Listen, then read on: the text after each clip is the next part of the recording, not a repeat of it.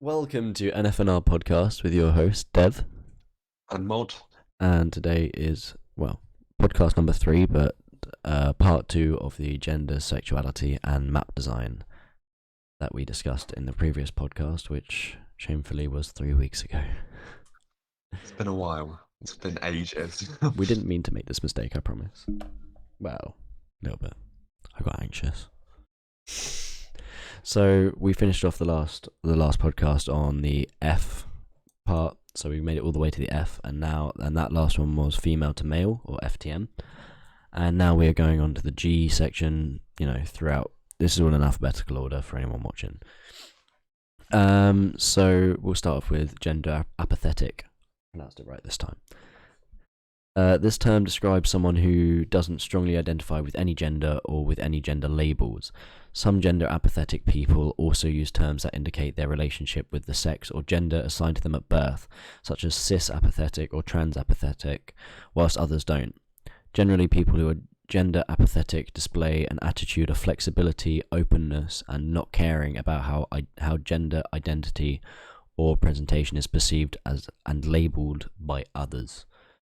So, from what I can tell about this one, it means that they don't really care what gender they are specified as. They don't have an opinion on it. To them, it's just there. If someone wants to call them a he or a she, they can. They won't really get upset about it, as far as I can tell. Does that sound about right to you, Mod? Yeah. Yeah? Alright. Gender binary. Now, this is one that kind of has been floating around for years and years, but no one's ever really discussed what it is. So, also known as gender binaryism, I think that's how you pronounce it, binarism, I think.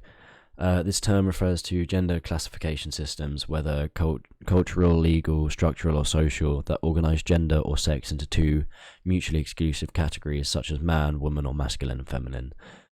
It's what we're used to. It's what we've been used to for years and years and years before the kind of identity. I don't really know how. It's been around for quite a while, circling. Like you heard it before you heard about other things. Yeah, exactly. It's kind of what the generations before us kind of were used to. Whereas now we're a lot more open about it. There's a lot more opportunity to kind of figure out who exactly you are. Back when it was very basic. What can I say? Anyway, gender dysphoria. Now this is one that kind of floats all around TikTok at the moment. I see this everywhere where people are like posting videos of kind of their gender aesthetic and realizing that it's kind of gender dysphoria as a way of they're kind of realizing who they are through their aesthetic.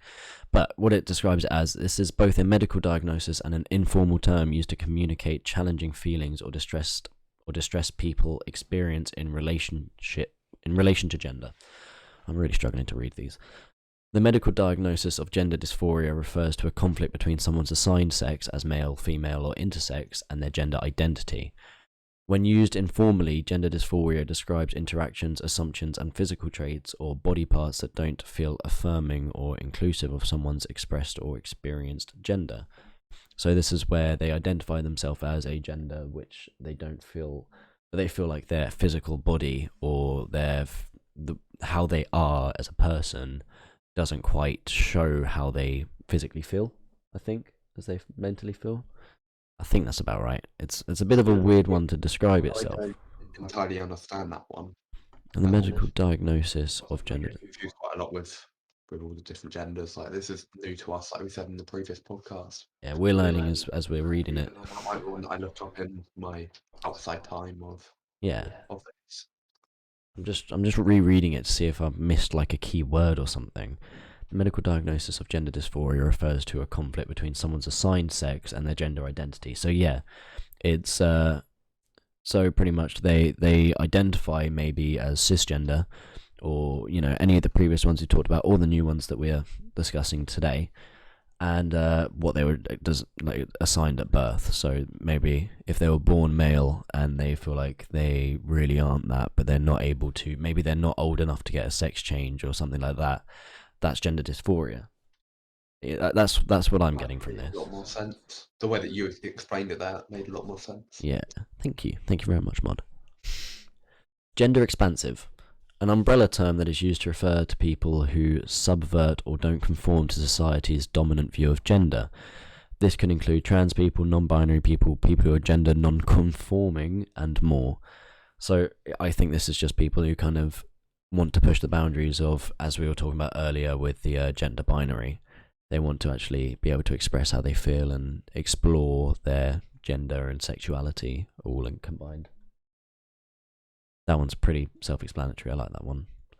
Some of these are quite difficult to read and understand whilst reading. Gender expression. Gender expression is the way someone expresses gender through behaviour, mannerisms, interests, physical characteristics, or appearance. It is often, but not always, described using terms such as masculine, feminine, neutral, androgynous, conforming, and non-conforming.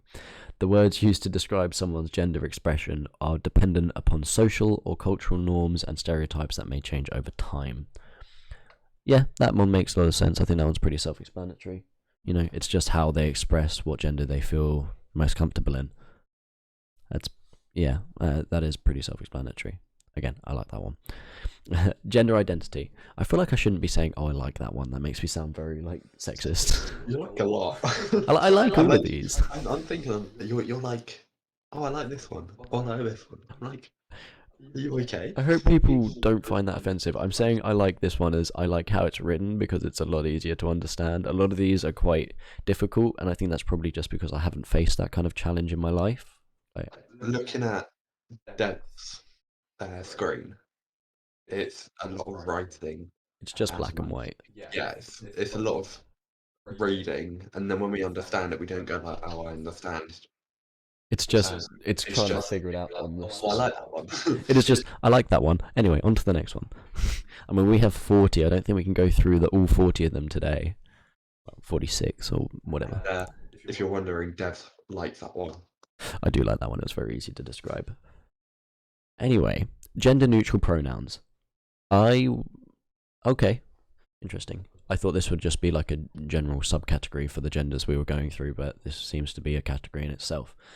These pronouns aren't stereotypically or culturally categorized as masculine or feminine for men or women. Gender neutral pronouns are used by both cisgender and transgender individuals as a way to affirm and convey important information about who they are, how they want to be referred to.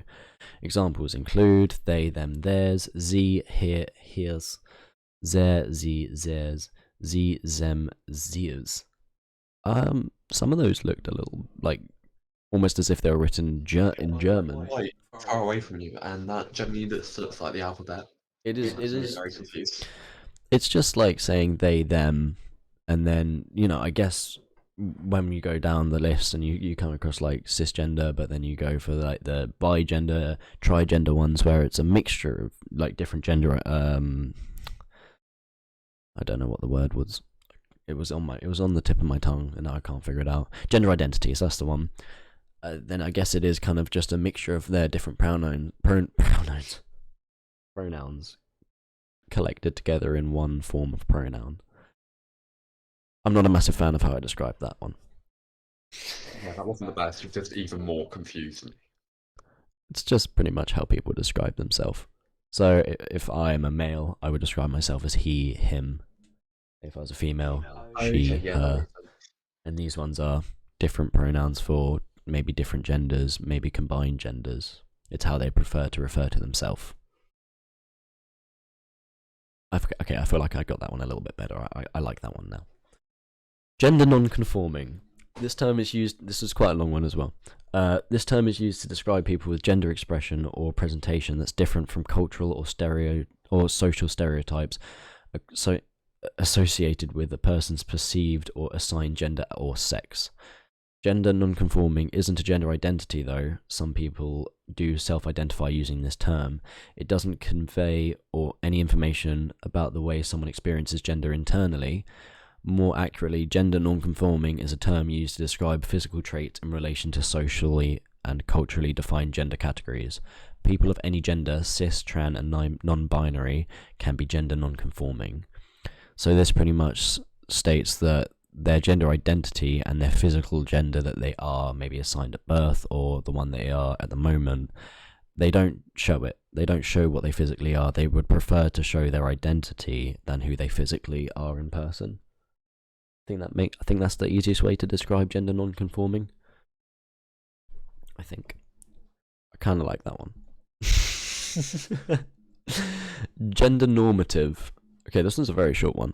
A term used to describe gender traits or identities that are perceived to fall within the social norms and expectations. So that is someone who is born male at birth, stays a male until, for the rest of their life, and same with female.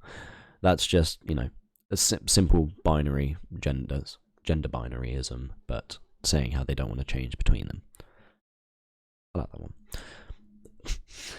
You need to stop. Every time you say it, I just laugh. What's wrong with laughing? You got to enjoy yourself. You learn more when you're happy. True. You're trying to suppress my happiness, Mod. I'm looking at you. Yeah, I'm looking at you as well, Dev. Thing is, he's sitting behind me, so I kind of have to look away from everything else and talk to the back of my microphone. I don't know what that sounds like. If your eye, and it's like curved around, it's freaky. All I can think about is the guy that did the impression of Morgan Freeman. Is I can smell you. Oh, right, let's get back to it. Timestamp that for 13 minutes. Gender presentation. Right. Did I read that right? Yeah, I did. Similar to gender expression, gender presentation refers to the way someone uses behavior, mannerisms, interests, physical characteristics, or appearance to convey or present a particular gender externally. So that's kind of the opposite of gender non-conforming, as they use their physical traits to express their gender that they identify as. So it's the exact opposite of non-conforming even, I think. I'm really not doing too well with these readings, am I? My brain is just not functioning on a high enough level. Anyway, gender questioning. This one's a very short one. A person who's questioning one or multiple aspects of their gender, such as their gender identity or expression. I think that one's pretty self-explanatory. Yeah. So maybe you're born a male and you think maybe I want to be female, maybe I want to be bi-gender. Those are just the ones that stuck in my mind most from last time. A few others did, but I unfortunately can't say them by name because my memory's not great, and that was 3 weeks ago. But I have thought about this a lot since then, and I want to go back through the podcast and re-listen to it and relearn them whilst I'm at work over the next couple of days, just to re-familiarise myself with them, because there are 68 on this list, and sometimes it can feel like they all kind of melt into each other. But it's pretty important in this day and age to know your differences and not offend someone due to trying to understand them but giving the wrong impression that you're forcing a gender identity on someone when in reality they're the exact opposite. It's kind of why we're doing this podcast series. Gender roles.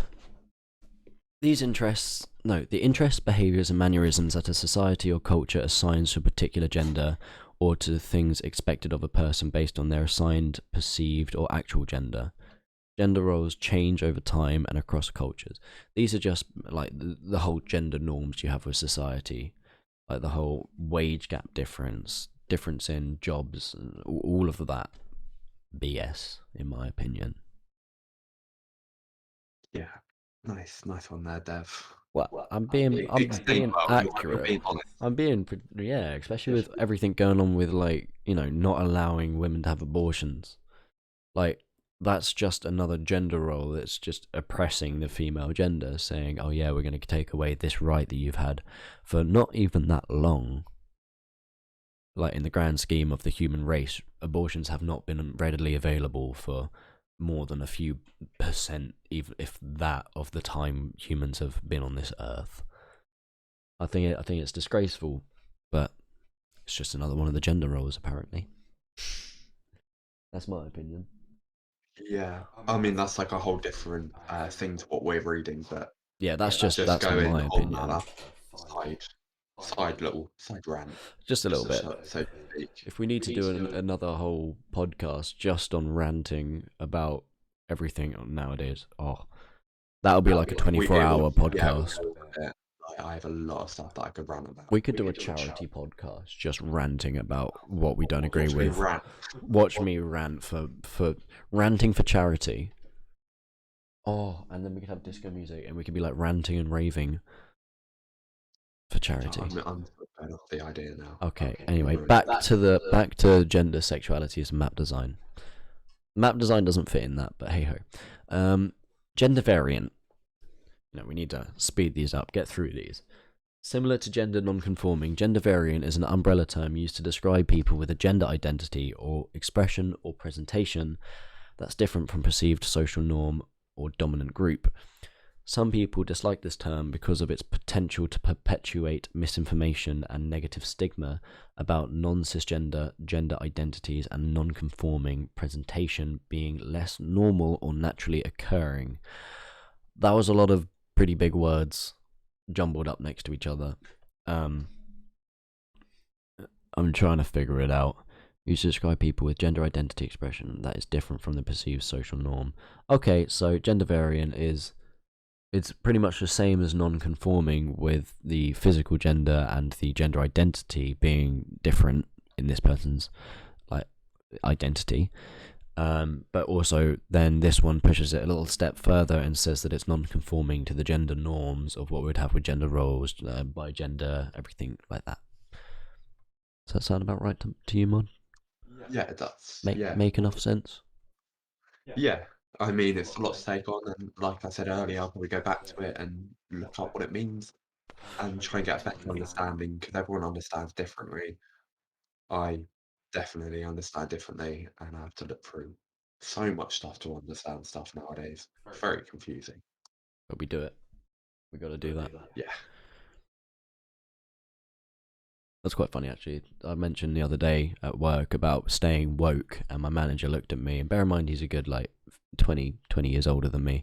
He looked at me and was like, I haven't heard the word woke in years. I was like, well, it means a whole different thing nowadays. It really does. He looked at me and was like, oh, I'm not with your time. And I was like, no, I can tell. Oh, there is an interesting one here that I don't know if I'm allowed to say. Yeah, I think it's a gender. Okay, well, I've got one before it. Well, this isn't going to be PG for very long. Gender fluid. Everyone, I've heard of gender fluid back when I was at school. That was a fair few years ago now. This label is used to describe gender identity or expression. It involves the experience of moving between genders or having a gender that changes over a particular period of time. For example, from moment to moment, day to day, month to month, year to year, or decade to decade. That's pretty self-explanatory. You may, in some cases, it's a case of I woke up and I felt female, and then the next day you may wake up and feel male, or in the next week you wake up and you feel a complete different gender, and that's just how you express yourself, and that is your identity. Now we're moving on to the not so PC one, gender fuck. It's written in front of me. It's on the healthline.com website if anyone doesn't believe me. But similar to the term gender bender, this term involves the act of combating or dismantling the gender binary and stereotypes through a gender identity, expression, or presentation that challenges existing norms and expectations in given cultural context. So this one is purely kind of to spite the original gender norms that we've kind of grown up with, and to say, look, we have more opportunities and we're going to take those as what they are, opportunities to express ourselves how we want to be. I think that's pretty self-explanatory by its actual title. Yeah. Look, just by I do like that title. I'm not gonna lie. It does give you that feeling of empowerment over a gender norm kind of culture. Very satisfying. Well, there's a lot of stigma behind all genders, because some people might not feel the same if they're in a different gender. Exactly. I feel pretty comfortable as the gender that I am, but I couldn't imagine what it would feel like to wake up every day and think, oh, I really don't feel comfortable being who I am. I would prefer to be someone else, and knowing that maybe if you're 15, 16, you're I have to wait 2, 3, 4, 5 years until I have the opportunity to become that gender, if it's possible. In so many countries, you have to stay the gender you're born as, and that must be heartbreaking for so many people, especially when they've realized I have this opportunity but I just can't do it.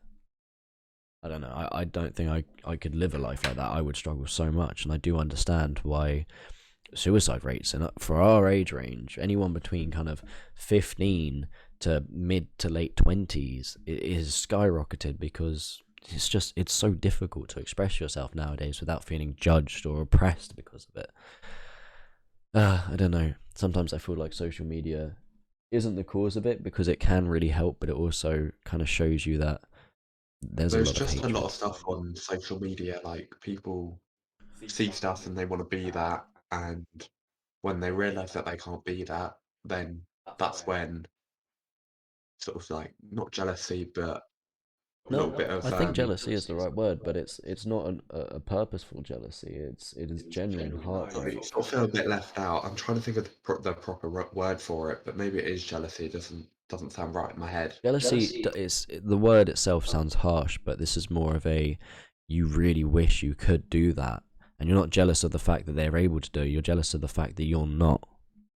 So it's not a hatred. It's more of an upset, a passion towards them. In my eyes, I do think I find it utterly heartbreaking sometimes. I think social media gives you so much information about everything, but it doesn't like it informs you that these are all there, but it doesn't tell you how you do it or how you can like follow that dream. And I don't know. I find that very disgusting in my eyes. I don't know. Any other words before we move on to the next one? No, that's it. Okay. Okay. I had another little rant. It appears that there might be a few of those this evening. Next one. Genderqueer. This non binary gender identity and term describes someone with a gender that can't be categorized or as exclusively man or woman or exclusively masculine or female.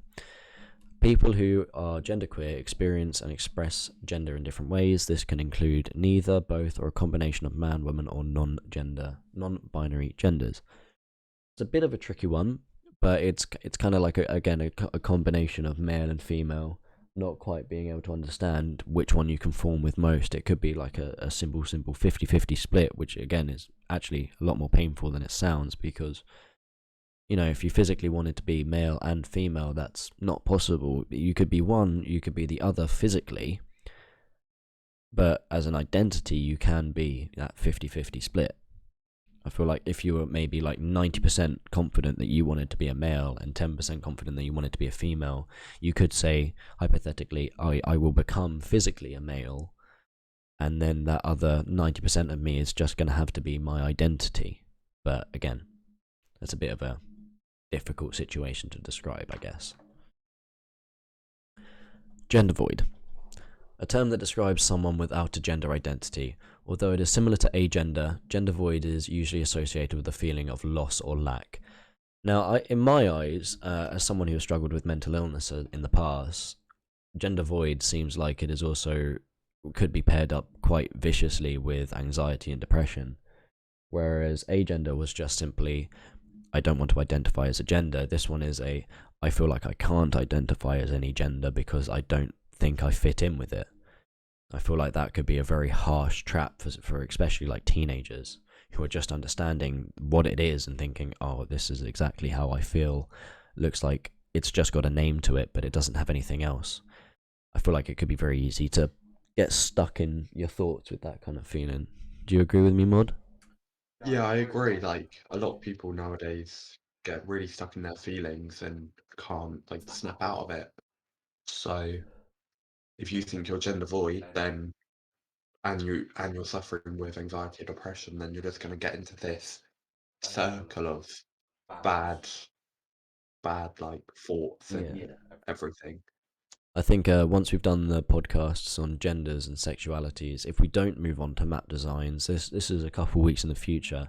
I think one of our next podcasts that we'd set up would be a one on mental health and trying to find ways to combat it. I think that Definitely, like there's so much mental health help out there, but it's trying to find who to contact and maybe a couple of stories that we have, obviously anonymous only and a couple. only a couple, Oh, bloody hell, but I could go on all night. That's the thing, though. Dev. Yeah, we could go on for ages about it, but obviously we'd have to put a lot of maybe like a trigger warning, because it can trigger people and they could feel bad again, if that makes sense. I mean, I don't consider myself overly emotional for anything, but whilst I was at work today on my break, I was watching this thing on TikTok. It was just a video from a soap opera about the hospital, and in this soap opera, a child had leukemia, and there was no chance they could save it. And I was watching it, and I was like, at the start of it, I was like, oh, he's gonna live, and by the end of it, I was like, oh, and I genuinely could feel tears in my eyes, and everyone was starting to get back to work, and I couldn't even see the machine I was working on, and it was just, it's very difficult to describe how that feels to someone who doesn't understand it, but that is actually a massive sign of anxiety and depression, because you feel yourself associating to that person or character, even if they're completely fictional, which a lot of people who don't struggle with mental illness might not be able to do as easily. But then again, that could also be associated with any form of physical or mental autism or ADHD. So there's a whole like Venn diagram of these, and almost everything is in the middle, every different mental illness, and it's horrifying because it is so difficult to get diagnosed. But anyway, that'll be for a future podcast, and that'll be a very long one. Again, probably will be split into multiple parts over a week, I'd say. We'll try and bash all of the parts out in a week, just so that they're there and readily available. But back to the genders. So we did gender void, now we're going on to grey gender. So that's G-R-A-Y, not G-R-E-Y for anyone in America. I don't know which one's which though. I think EY is in the UK. A gender term that describes someone who experiences ambivalence about gender identity or expression and doesn't fully identify with a binary gender that is exclusively man or woman. I feel like this was similar to agender and genderqueer, maybe. I don't really understand it. I'm gonna figure it out. Okay, yeah. So it's just not fully understanding the gender that you're in, because ambivalence is like a feeling of not certainty. So that makes a bit of sense. It's a bit of a tricky one to read, but it makes sense when you try and put yourself in the shoes, I guess. Intergender, a non-binary gender identity that describes the experience of having a gender that falls somewhere in between woman and man, or is a mix of both man and woman.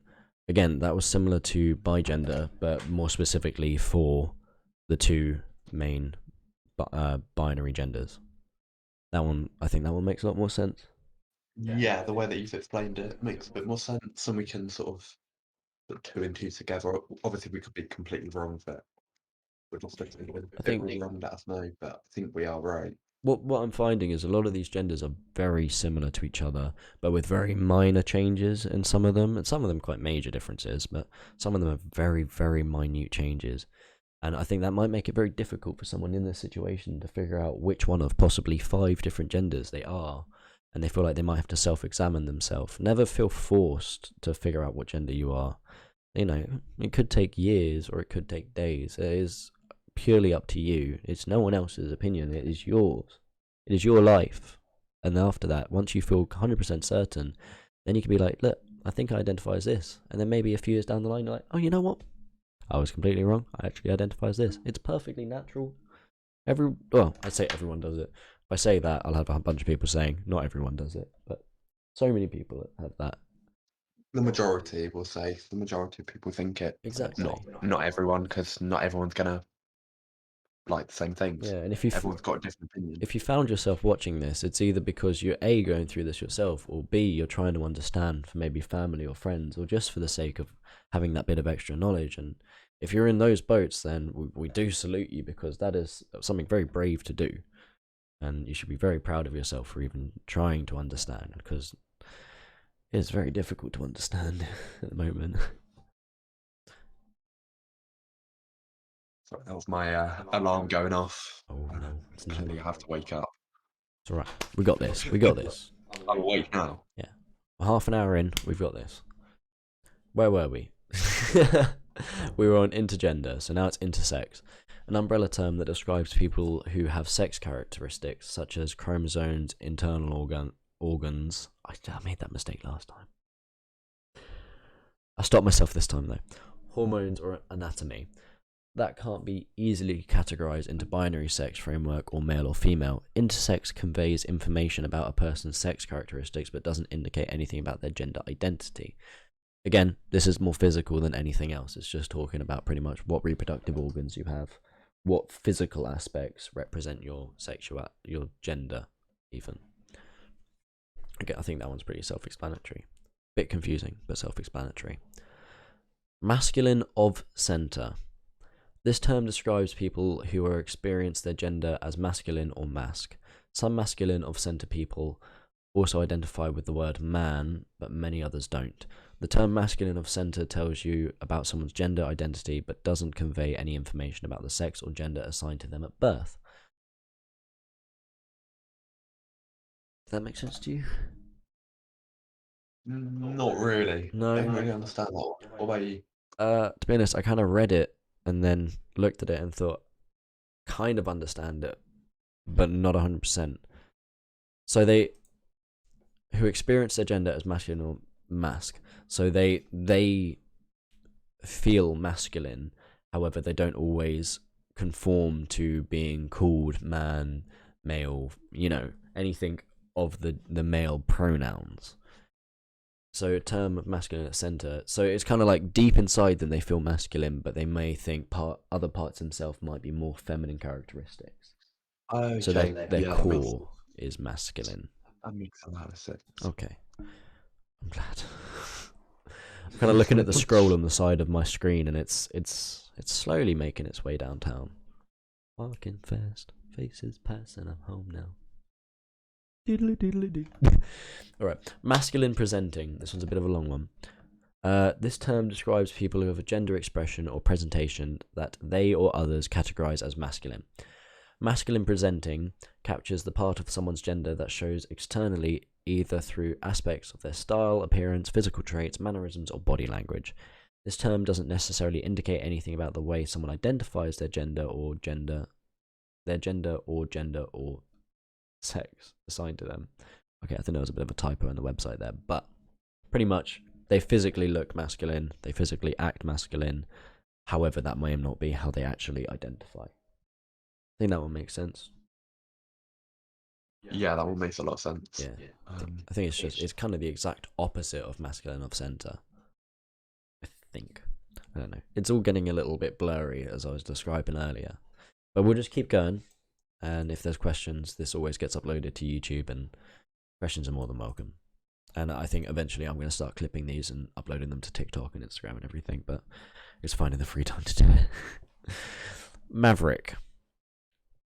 And I'm not talking about Mission Impossible. Never watched it. I've watched The Impossible, but I think that's quite different to Mission Impossible. I think I've just lost a friend. Ouch. This non-binary gender identity emphasizes the inner experience of gender. It describes those who experience gender or have a core gender identity that is independent of existing categories, and definitions of gender: man or woman, masculine or feminine, and androgynous and neutral. I kind of understand that. So again, it's quite similar to the masculine of center, but this one is just generalized for multiple different genders. So this is male, female, or like a neutral gender type, or an indifferent one. I think that makes a bit of sense. I think that one's okay. I'm just quickly going to make sure the stream is still all pretty looking, because I don't know if this screen actually shows me all the chat or not. Oh, there's me just listening to myself talking. Never done that before. No. Misgender or misgender. The act of referring to someone using a gender pronoun or gendered language that is incorrect, inaccurate or not inclusive of the person's actual gender identity. So this is like me turning to Mod and calling him by the exact wrong pronoun, for example. I think, yeah? Yeah. So it would be like you turn around and say, call me he, his, him. You call me she. She. Or they, them. Or they, yeah. As like, A lot of people take offense to that nowadays. yeah, and if you wanted a really really basic version, I don't want to sound this sounds horrible in my head actually, but if you wanted a very very basic version instead of masculine feminine, if you wanted a non-human perspective, it's like looking at a cat and saying, "Oh, look at the dog." It's a complete misunderstanding of what that person actually identifies as, and you can see how that could be quite horrible. Anyway, male to female. Now, previously, the last one we ended on was female to male. So, male to female, this term is most commonly used to refer to trans women or some trans feminine people who are assigned male at birth. It's important to only use this term if someone prefers to be referred to it this way, as some trans women and some trans feminine people prefer to use the terms that don't include or overtly indicate the sex they're assigned at birth. So again, this is talking about transgenders and saying how it's just specifying which one they started as, which one they became, but they might not necessarily want to be called male to female. They might just prefer to be called female or a transgender female or just something along those lines. I think that one makes a fair bit of sense actually. Multi-gender or multigender. This umbrella term is used to describe people who experience more than one gender identity. Other gender labels that fall under the multigender umbrella include bigender, trigender, pangender, or polygender, which is ones we were talking about last time on the last podcast. Bigender, trigender. This is just a larger kind of subgroup for it, of just collecting all of them. In some cases, gender fluid may also fall under this umbrella. That's understandable because they may fall under 3 or 4 different genders, and on some days they may feel male and female at the same time, or male and neutral. You never know. So that's very understandable. Neutrois or neutrois, Neutrois, neutrois. I think that's how you describe it. How you pronounce it even? Huh? Just gonna check the pronunciation of it. On Google? On Google. Gulu. Whilst you're looking it up, I will describe it.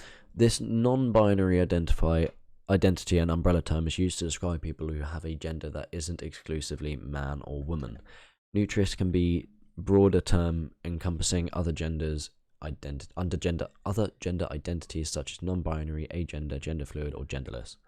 Okay, so it's just to describe someone who doesn't identify as a specific gender. So similar, again, to gender void or agender. But again, just another slight variant of it. I can see how this is quite difficult.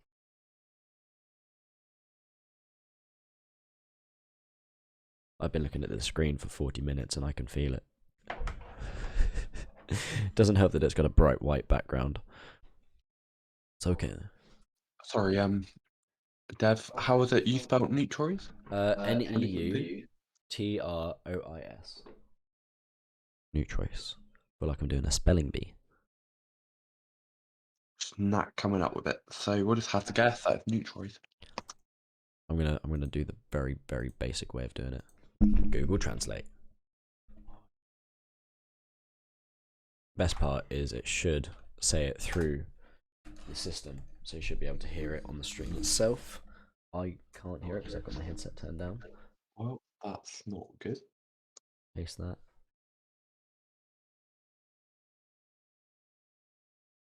Neutrois. Okay. Interesting. Whoops. I just whacked my headphones into my microphone. I'm so sorry for that. Just trying to turn my headset down. I really don't. You really got into a muddle there, Dev. I have. I'm very sorry, Mod. Very. You want to fight? No, definitely not. No. We keep the calm. We keep the peace. It's a new world order. No, I'm not Mr. Traumatic even. Anyway, back to the podcast.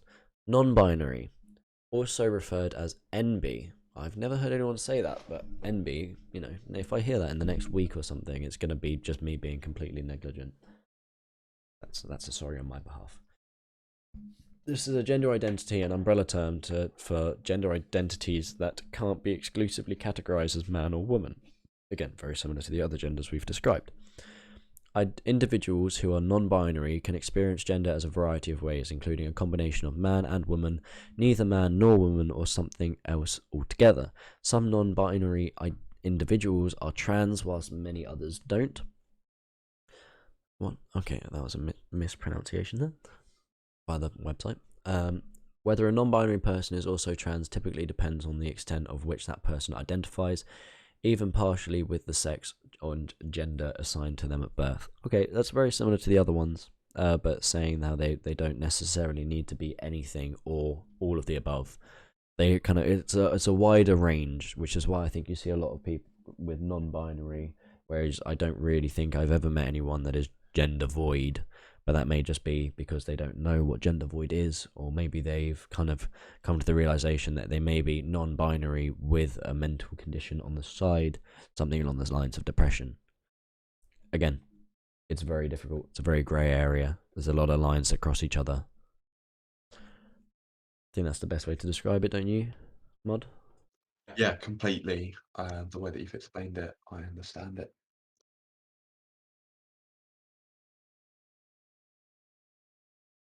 Nothing. What's that? I saw your message from ages ago. Oh, Yes. okay.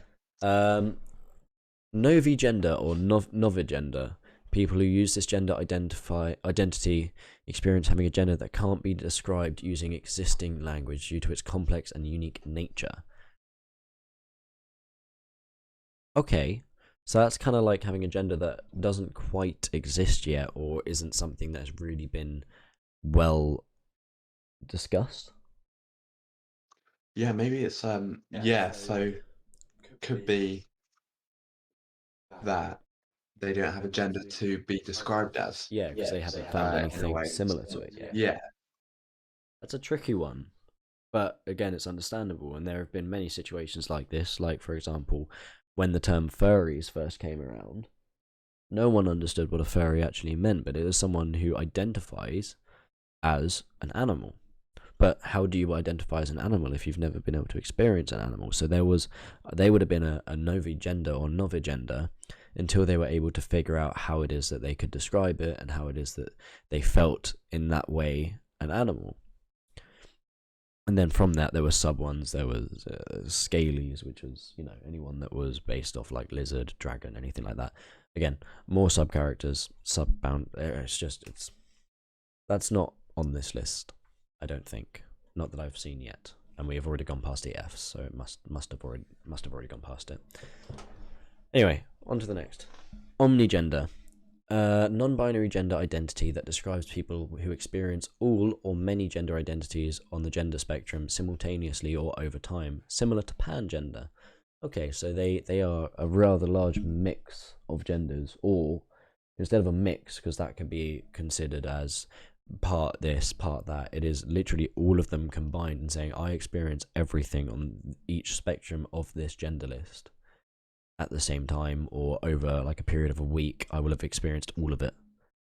Which I guess you could say was quite similar to not gender void, the one before it. Can't get my words out now. Does that make sense, Mod? Yeah, omni meaning one. Yeah. So the one gender, but multiple in that one. Yes. Omni is everything. So like omnipotent, omniscient is all being. That's the meaning of omni. Yeah. Very interesting. That I like that one. Pangender. A non-binary gender identity that describes people who experience all or many gender identities on the gender spectrum simultaneous over time, similar to omnigender. Okay, that's just says the exact same thing from the one above it, except for the fact that it's the first one said similar to pangender, and then pangender said similar to omnigender. So, again, exact as what we've just described. Yeah, they're both very, very similar. In fact, it doesn't actually state any differences between the two. I guess maybe pangender might be a smaller list, or might be what I was referring to earlier, saying how maybe it was part of being genders, but not the full gender combined. Polygender. This gender term describes the experience of having multiple gender identities simultaneously over time. This term indicates the number of gender identities someone experiences, but doesn't necessarily indicate which genders are included in the given person's polygender identity. So this stops them from having to like physically or emotionally represent themselves by saying, oh, I'm part male, part female, part this, part that.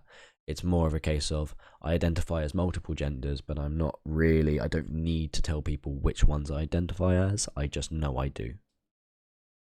So I guess there are very specific pronouns for someone who is polygender. So I'm actually going to look that up. May have misspelt pronouns, but hey ho. Okay, so it says here on Wikipedia, or non-binary Wikipedia, where was it? The pronouns are non-specific. They may be specific towards the genders that they have chosen, but they don't need to be at liberty to tell them. So again, pretty much what I just said. I say should we keep this going for the whole hour? So we got another 15 minutes. Yeah. Yeah, we'll go till 1:30, and then we'll sign out for the day. Yeah, because there's actually not that many genders left to describe. Actually, there's only 1, 2, 3, 4, 5, 6, 7, 8, 9, 10, 11, 12, 13. We could get all of those done. We could do, yeah. We've We'll already go done list about 30 today. All right, so sex. I heard that giggle. Oh yeah, that's what they all say. Call me out. I am. The classification of a person as male, female, or intersex based on the existing system of organizing human bodies and biologies. This system is based on chromosomes, hormones, internal and external reproductive organs, got the word right this time, and secondary sex characteristics. So this is all based on physicality, what you were born with or what you have at that point. What genitals you have, what reproductive organs do you have, what hormones does your body secrete, what chromosomes were you born with, were you born with X or Y? All of that. That is what sex is identified as. It's a very physical trait, not a very emotional trait. Sex assigned at birth. That's, again, this refers to the, I don't know why I look at the screen as if there's a camera there. I'm losing it. Okay. This refers to the act of assigning or designating a particular sex to a person based on their chromosomes, hormones, internal and external reproductive organs, and secondary sex characteristics. This is often done by medical professionals during pregnancy or immediately after childbirth.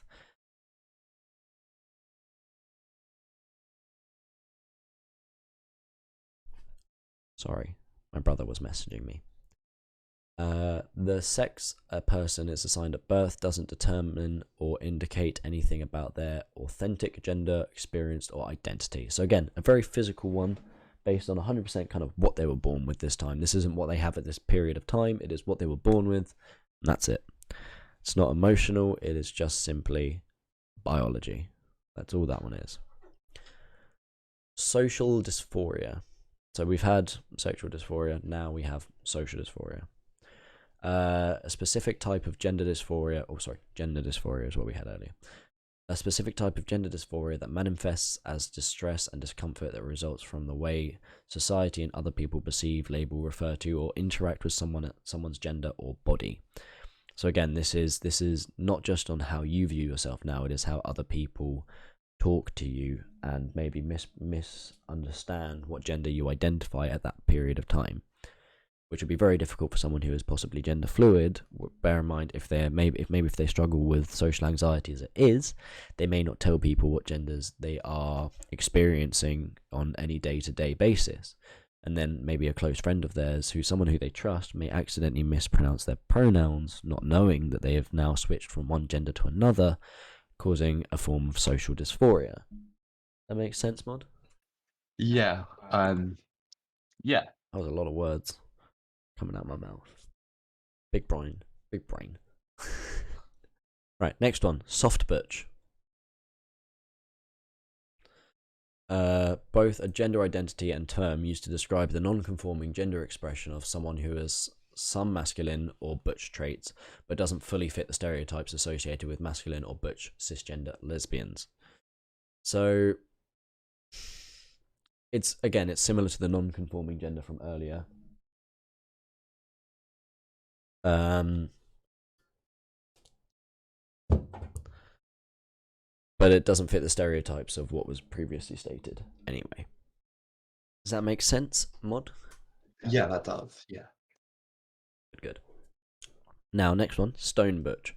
Both the gender and identity term used to describe the non-conforming gender expressions of someone who embodies traits associated with female butchness or stereotypes associated with traditional masculinity. So this is does fit the stereotypes, is exactly what you would be thinking if you knew the term butch, or if you were already informed of the term. This is opposite to the soft butch, where they don't necessarily actually conform to those, they just do it. They don't fit the stereotypes that you would have for a butch person. Not far off the bottom now, so next one is third gender. Originating in non-Western and indigenous cultures, third gender is a gender category that includes people who have a gender that they can't be exclusively categorized as man or woman, or is different from man or woman. So this is kind of like, this doesn't describe whether it is one that is a combination between the two, or if it is a completely different kind of species of gender, if you get what I mean. Male and female being like the two main species that people have originated from. You are born male or a female, and then there is a third gender somewhere that maybe, you never know, it could have been something that's originated from myth or culture, where it could have actually been a third gender, and then they realized, well, only the male and the female were necessary to keep the population going. You never know, something like that could have been started off as some kind of cultural myth. I don't know if that sounds right, does it, Mod? It sounds right to me, but obviously I could be completely wrong. Yeah, that's purely speculating. Yeah, might be that we need to do a bit of outside research off the pod. Off the pod. Off the pod. I like that. That would be a good phrase. Yeah, so it might be something that we look for. Yes. Okay. Next one, trans feminine. A gender identity label that conveys the experience of having female or feminine gender identity that is different from the gender set or sex that was assigned at birth. So this is similar to male to female or trans female, but is more about the physical, the emotional identity of being feminine, other than being an actual transgendered female. So they may not actually have had a sex change, but they maybe physically or emotionally identify themselves as more feminine and would prefer to be a trans feminine. Now we have the generic transgender or trans, both an umbrella term including many gender identities, and a specific gender identity that describes those with a gender identity that is different from gender or sex assigned from birth. So this could be as simple as male to female, or female to male, or male to agender, or a non-binary gender from the list. I think that one makes sense, doesn't it? Yeah. Now, originally, when I first ever heard about transgender, I thought it was just from male to female. But now, looking at this, you're able to see that you're not limited from male to female. You could be male to bigender, trigender. You could be anything. But the physical aspect of being a transgender would be to have an operation to become male or female. But the emotional version of being a transgender could be a whole different kettle of fish. Transmasculine, so this was the opposite of trans feminine. Gender identity label that conveys the experience of having masculine gender identity that's different than the gender or sex assigned at birth. It's just the exact same as what trans masculine was. Not necessarily being a transgender, but having the masculine traits of a trans masculine character. Transitioning, the act of making physical, social, medical, surgical, interpersonal, or personal changes that help to affirm gender or address gender dysphoria. So that is having the physical aspects or operations to become a male or a female or a non-binary gender. Transsexual. Falling under the transgender umbrella, transsexual is a word that was medically and historically used to indicate a difference between one's gender identity, i.e. the internal experience of a gender, and the sex assigned at birth, i.e. male, female, or intersex. Transsexual is often, though not always, used to communicate that one's experience of gender involves a medical diagnosis or medical changes such as hormone therapy or surgery that helps alter anatomy and appearance to feel more congruent with gender identity. Due to a fraught history, the word transsexual can be contentious and shouldn't be used unless someone specifically asked to be referred to in this way. Okay, that's understandable. A bit tricky, but understandable. So essentially, you have to be given permission by a transsexual person to call them that. Yeah. Otherwise, you call them by, I, I reckon, they/them. Yes, and Or if other. you had to describe their gender, it might just be the one that they were, the one that they have transitioned to. So it could be a male or a female, depending on what they were assigned at birth. Because then it would be the exact opposite.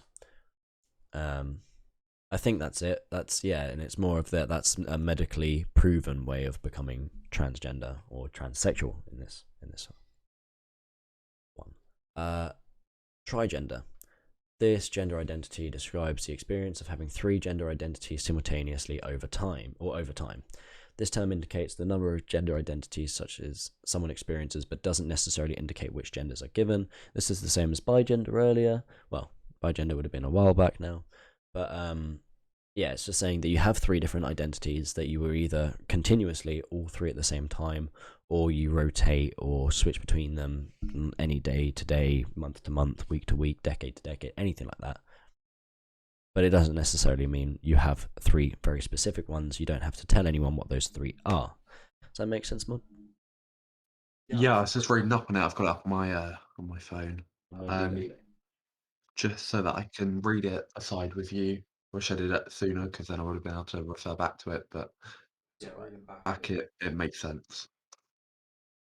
Now, there are 2 more. I think one of them is actually not a gender specifically. I think it might just be a positive note left by the website. I don't know. I've just barely read it. But this one, first of all, the Two-Spirit. This umbrella term was created by Native American communities to bring traditional indigenous understandings of gender and sexuality into Western and contemporary Native education and literature. Each First Nation tribe has its own understanding and meaning of what it means to be Two-Spirit, so this term can have many definitions. Two-Spirit generally refers to a gender role believed to be a common, acknowledged, accepted and praised gender classification amongst First Nation communities dating back centuries. I think that's more specifically about the bi genders from earlier. Having just 2 specific genders and that's it. And the last thing, the bottom line. It's amazing that gender, something many people thought was a simple concept, is actually so personal, nuanced, and complex. For that reason, it's totally okay if this list is a lot to digest. Understandable.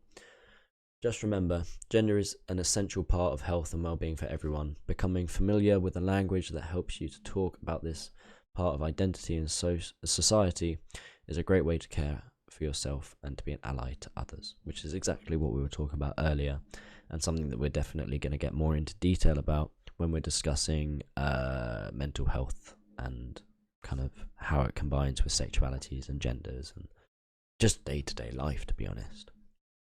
But that is it. That is all 68 genders from healthline.com, the most amazing website that I think I've ever found. Yeah, it's up there with one of the best ones that we found. A lot of information to take in. Like on that last one, the bottom line, like it said, it's a lot for us to take in. It's a lot for you guys to take in as well, because it's a lot of it. Well, most of it is new to me. I'm not sure about Dev as well, but No, a lot a of lot it of it is. is new to me. Some of it I heard, but didn't quite understand. As I discussed earlier, I have tried to be woke all my life. Put a word to it. But this is way past what I would have ever thought to have known. And it's actually made me very happy that me and Mod are going through this journey and figuring out all of this stuff together, so that we're able to use it to help hopefully countless people through any kind of situation along these lines, down the path. And I hope as things continue, as these opportunities and lists can grow and grow, that I hope we're able to understand as time goes on And the older we get, that we still be able to retain this knowledge and tell, future generations, that it's okay to question. It's okay to not know. No one knows anything 100%. Nobody knows everything, and I'm not sure if you've heard of the phrase, Dev, but every day's a school day. So we've learnt a lot today. You're always learning stuff every day, I like that phrase. even if you didn't realise. Have you never heard that phrase? No, obviously I've heard the phrases like you learn something new every day, but I've never heard every day is a school day. I love that. Oh, it also makes me a little sad because I didn't like school, but every day is a school day. That's a phrase that I'm now going to Every day carry. is a homeschooling day. No, I could never imagine being homeschooled. I think Yeah, my mother would have put me in a cupboard and Harry Pottered me. ouch. And on that note, no. But thank you guys for listening. This gets uploaded straight to YouTube as soon as it gets, rendered, which takes a while because it tries to render it in HD, which I have no idea how it's going to do on this one. Bear in mind, half of the screen is not HD. But we're going to try our best and upload it tonight. And we hope you guys enjoyed. This has been the NFNR podcast about genders, sexualities, and map design, part 2, with your host, Dev. And Mod, And we hope you have a lovely evening. see you soon. See you soon.